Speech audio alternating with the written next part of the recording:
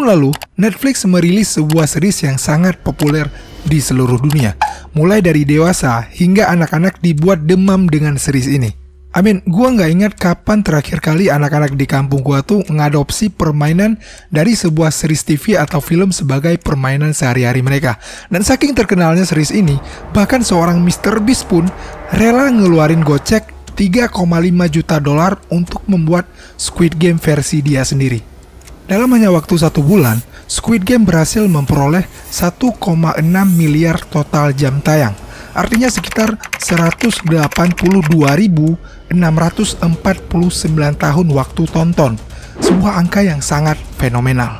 Hingga akhirnya, di penghujung tahun 2022, Netflix kembali merilis sebuah series komedi horor berjudul Wednesday. Series ini udah ditonton lebih dari 750 juta jam hanya dalam 12 hari sejak tanggal perilisannya. How is it possible?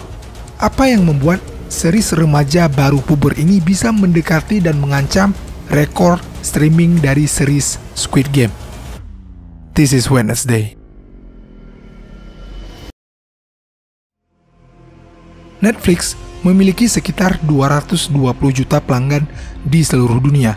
Negara penyumbang terbanyak berasal dari Amerika Serikat dengan jumlah pelanggan sekitar 65 juta.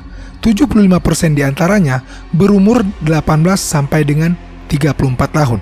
Iya, umur di mana seseorang masih mencari jati diri, mencari arah kehidupan.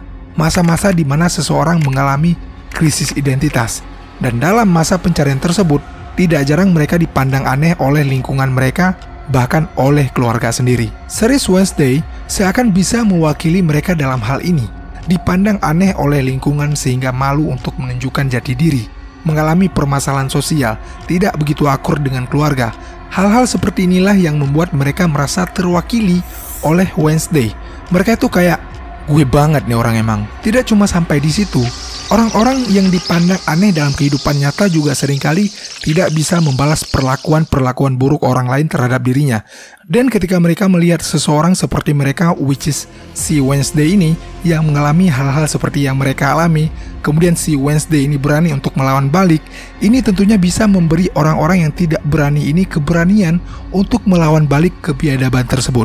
Wednesday seakan membisiki mereka dengan kata, kita diam, bukan berarti kita lemah.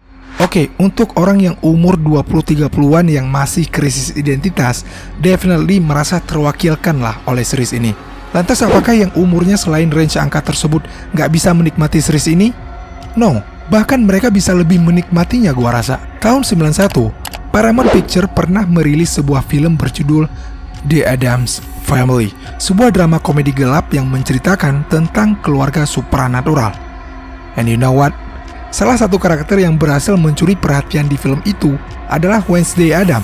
Sehingga orang-orang tua kita dulu yang udah dibuat penasaran sama sosok ini, akhirnya bisa menikmati versi seri spin-off-nya dari karakter Wednesday Addams ini.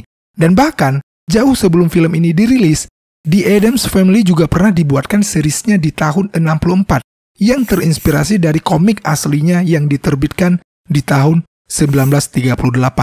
And that's how series Wednesday juga berhasil mencuri tempat di kalangan orang-orang berumur senja.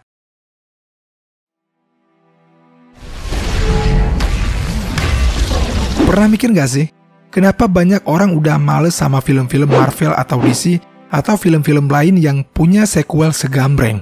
Satu jawabannya, ketebak. Ujung-ujungnya yang jahat bakalan kalah, yang baik bakalan menang. That's the problem dengan film-film seperti ini. Premisnya jelas, penjahatnya jelas, misinya jelas, masalahnya jelas, orang bisa nebak. Nah, hal seperti ini justru nggak kita temukan dengan jelas di series Wednesday. Siapa yang baik, siapa yang jahat, kita nggak bakalan tahu kalau kita nggak simak nih series sampai selesai. Si Wednesday yang menjadi tokoh utamanya pun, kalau baru nonton di episode-episode awal, kita dibuat ragu. Bener nggak sih? Dia nih pemeran baiknya di sini.